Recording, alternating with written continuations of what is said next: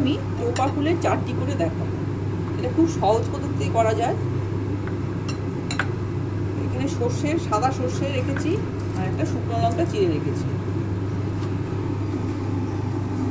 কড়াতে তেল দিয়ে দিয়েছি, তেলটা গরম হয়ে গেছে। আমি সর্ষেগুলো ফোড়নে দিয়ে দিলাম, শুকনো লঙ্কাটাও ফোড়নে দিয়ে দিলাম।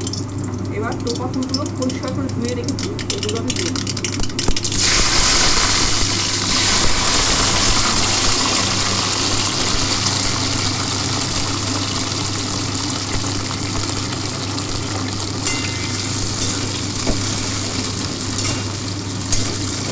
একটু নাড়াচাড়া করে নুন আর মিষ্টি দিয়ে জল দিই।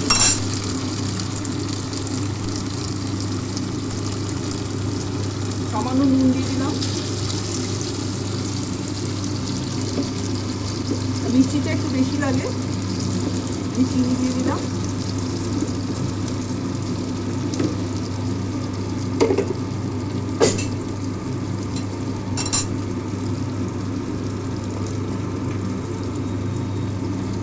সামান্য একটু হলুদ দিলাম।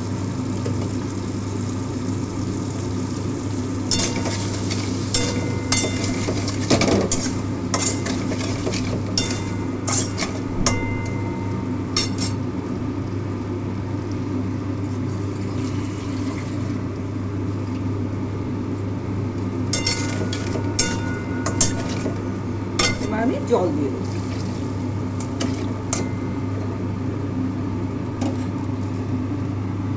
একটু ফুটে উঠলে আমি নামিয়ে নেব।